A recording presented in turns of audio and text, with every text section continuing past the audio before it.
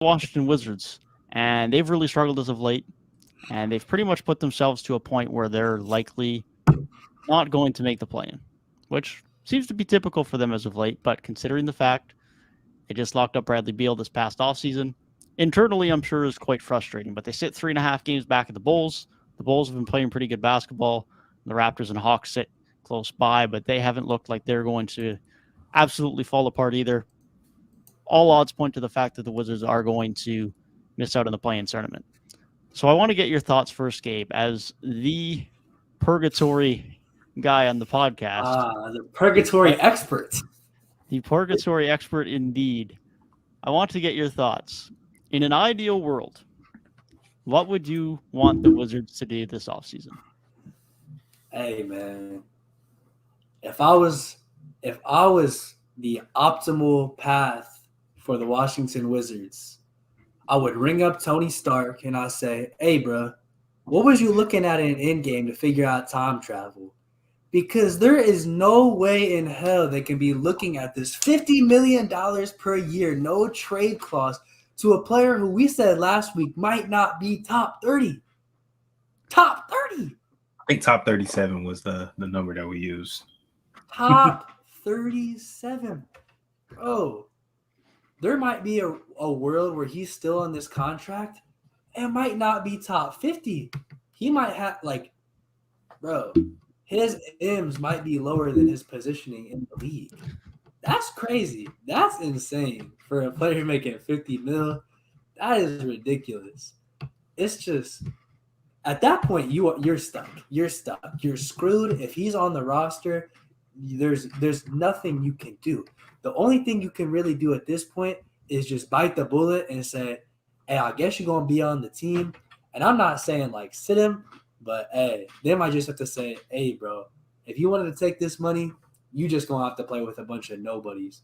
Because it's just Porzingis has played great this year. Porzingis has played great. Kyle Kuzma played his best basketball in a Washington Wizards uniform.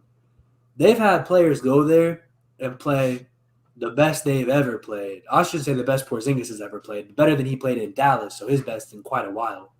So, all that, and they're still about to finish the season 10 games below 500. So, I mean, if that tells you anything, it's just I think this team is screwed. They're not going to be a free agency destination.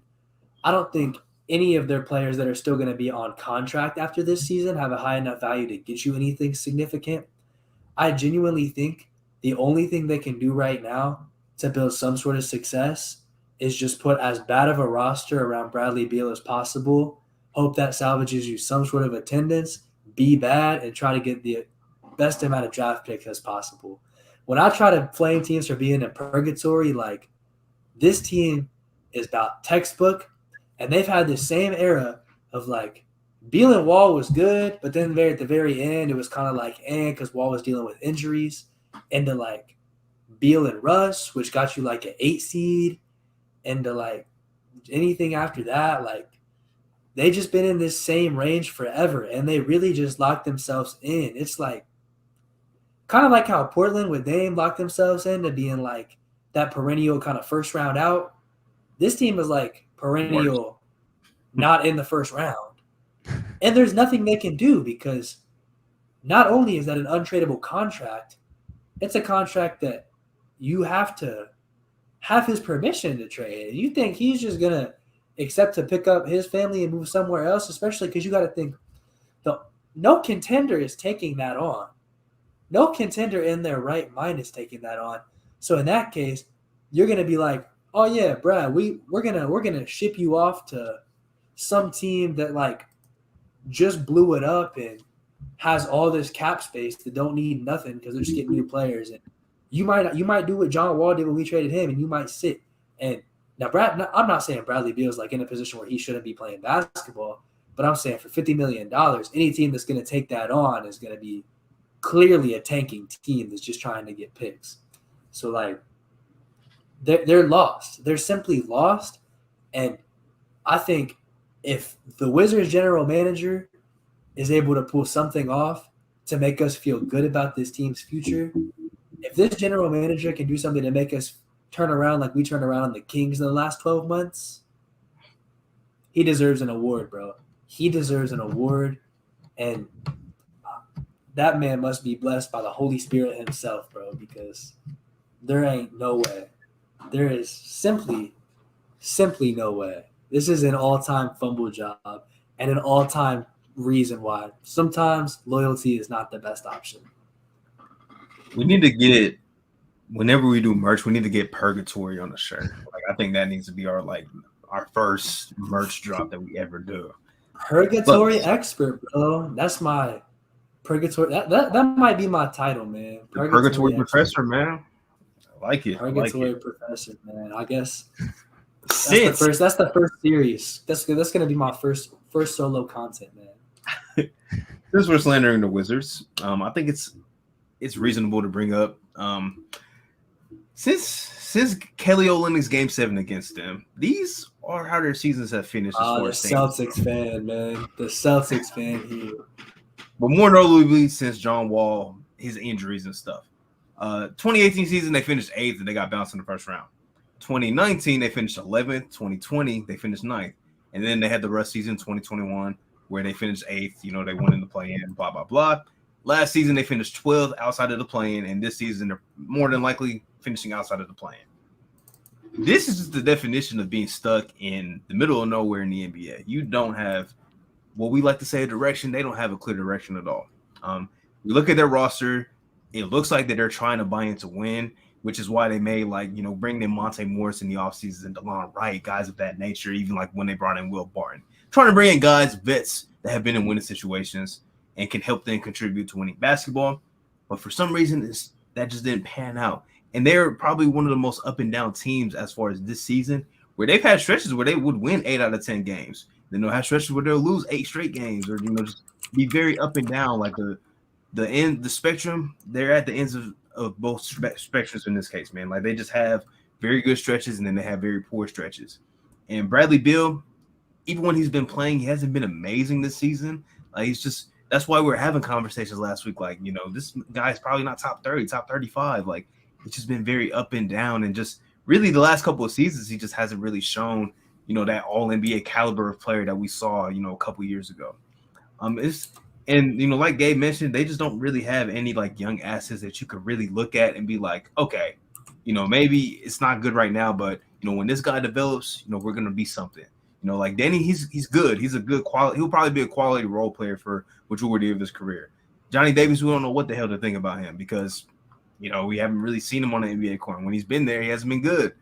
And they trade away Rui. Kuzma probably gonna leave in the offseason.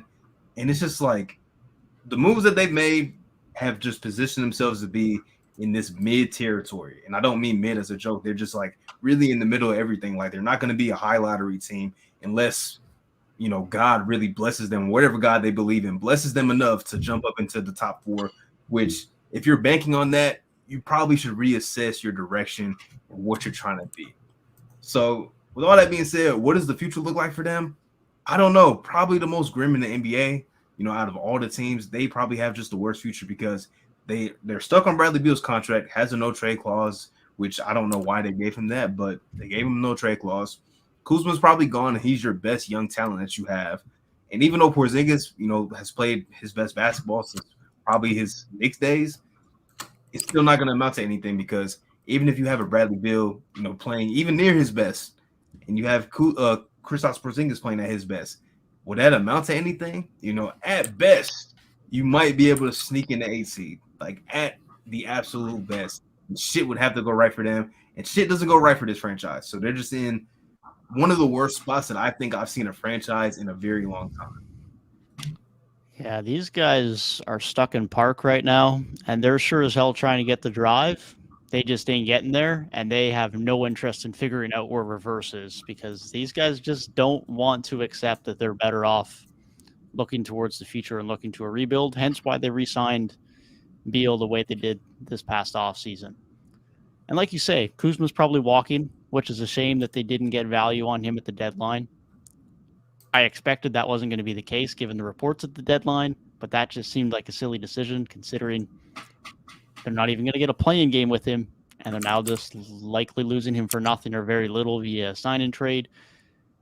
And honestly, with as good as Kristaps Porzingis has played this year, there's no guarantee he even opts into his player option next year.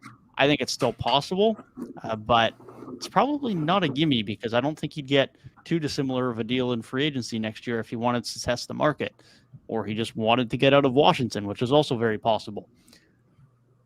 And like you guys mentioned with Bradley Beal, between the no trade clause and the salary, I mean, moving that contract is just going to be so dang tough. I mean, he's still got 4 years left, and there's just so few guys and so few teams that have the players that you can move those types of contracts for. I mean, we've seen quote-unquote untradeable contracts be moved before, but they were moved for other quote-unquote untradeable contracts. I think the only player and in turn team that could somewhat make that type of a move right now would be the Brooklyn Nets.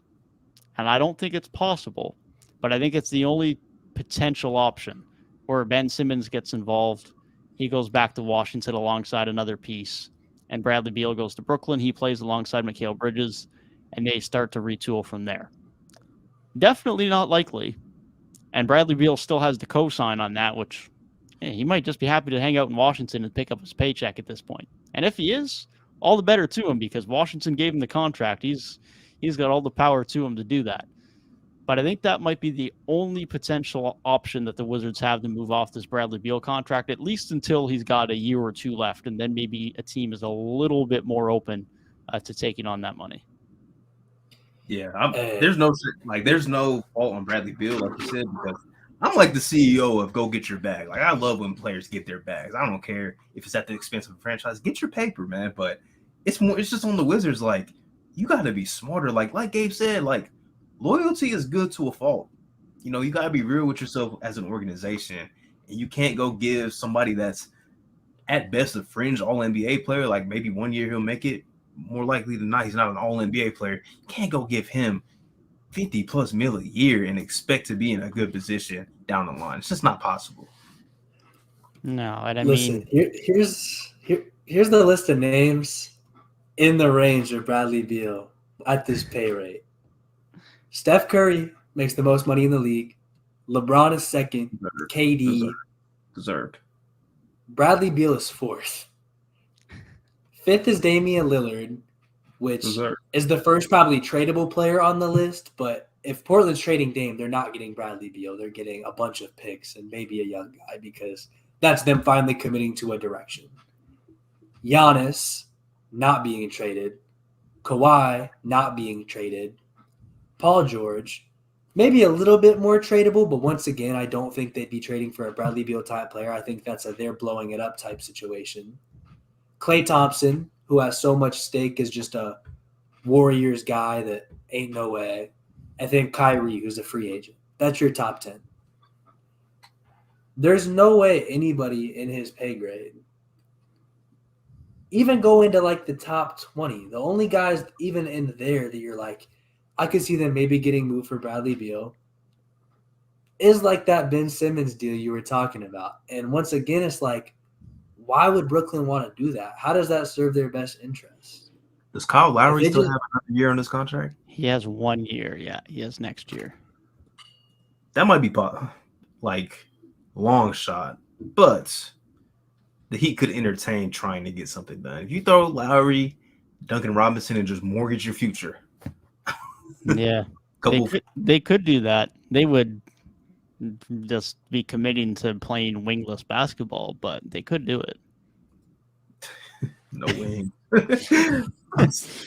Like that's like to me, that seems like the only other team that has had enough contracts that would be willing to do that, like desperate enough to do that.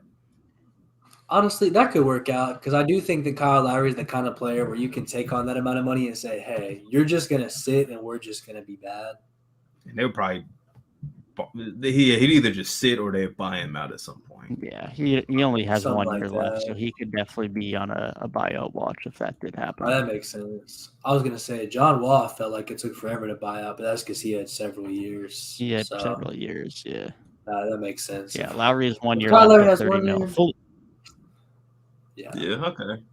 It's just like teams are not gonna like maybe a couple years ago, teams would have been lining up to try and trade for Bradley Beal, but now given his play the last couple of seasons, he's been in and out the lineup too the last couple of years. Don't forget that he's missed a hefty amount of games, and then the contract just really makes it way more dicey.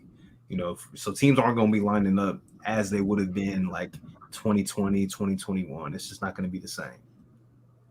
Definitely not. Definitely not. The only thing I'll say for them, even if they can't move off of Beal, if KP opts into his player option, please get some value back for him. Don't let that be another Kyle Kuzma situation where he just walks for nothing. You have to get some, whether it's pick equity, young talent, something. You need some form of future assets back there. And make sure you lock up Denny Avdija, whether that's an extension or whether that's next year. Even though he's not a star, he's still going to be a very valuable role player that, honestly, by the time they have their stuff figured out, might not be on their timeline, but at the very least has some value to offer someone down the line that you're going to be able to get some value from. But, I mean, outside of that, they don't really have much. And when the current state of your team and your organization is riding on Kristaps Porzingis and Denny Avdija, it kind of speaks to where the Wizards are right now as an organization. Leverage is so against them, too. Like, with you saying, like, get some value for Porzingis, other GMs around the league might look at that and say, hey, even if he opts in, you're telling me all you got to do is just wait one more year and you can have him? I mean, Porzingis is a great player, but, like, unless you really feel you need to win, like, right now, I'll wait a little bit and I'll bid for Porzingis in the offseason because the Wizards have, like, no leverage there. Because it's like, yeah, if reports come out that it's like, yeah, he doesn't really want to re-sign, he wants to go somewhere new, I'm not giving you nothing. I'm going to just get him for free. Yeah, they're banking on a lot of things that are out of their control. Like, let's hope Kuzma re-signs with us. Let's hope Porzingis opts in. Let's hope we jump up in the lottery. Like, they're just banking on so many things that just they're not in control of, which is, a helpless position to be in as an NBA franchise. Kuzma got a ring, man. Kuzma's going to want to win, I would assume. And he's he got the ring of his career. Like, why would I want to be in Washington?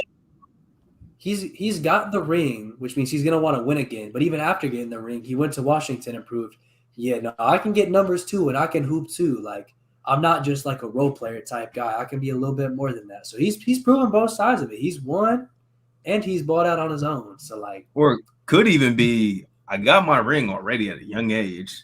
Maybe I just want to go somewhere that I like. We can be good, and I can hoop.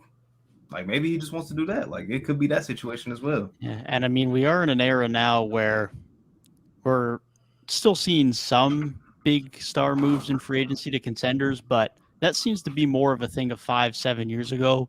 A lot of that's happening via trades now, and free agency is borderline all-star guys and lower getting their money. Yes, for the most part. And I mean, Jalen Brunson was like the most notable guy to move teams in free agency this year. That's the type of signings we're dealing with. And Kuzma might be one of those guys. And those contenders just don't have the cap space. They're not maintaining the cap space anymore to make these deals. Now, sometimes they're still happening via sign-in trades, but it might be a situation where, okay, maybe Kuzma does stay in Washington. Maybe the Pistons throw him a bag and he goes and plays for the Pistons because they really need a wing. Those are the types of teams now that are more active in free agency. Those teams that are kind of budding on the play-in or in the play-in conversation that actually have a bit of cap space that seem to be a little bit more proactive on those types of guys. So that could be it, end up being a spot where Kuzma falls more so than I'm going to go join another contender because, frankly, those guys just don't have the money that often, and they're only really making those moves for guys they deem as crucial fits, like a KCP for the Nuggets, or you're going out and you're getting a star like a James Harden. And those kind of seem to be the types of moves that we're seeing now. Bro, I love the idea of Kuz in Detroit. I just love it. He's a Michigan guy, so and that's it's it's the hometown kid. It makes a lot of sense. Honestly, I don't think this free agent class is that deep.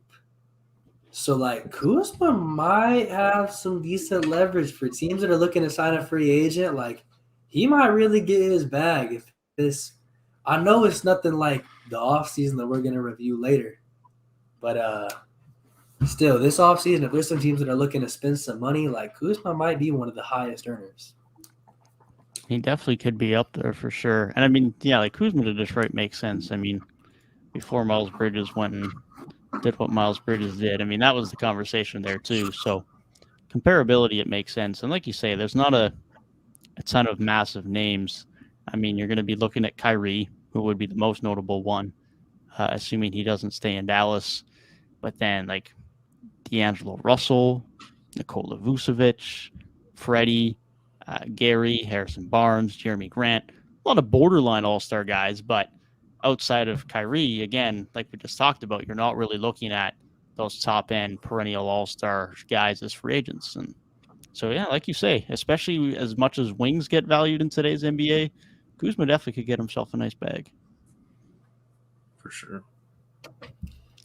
I can't wait. I just cannot wait till after this.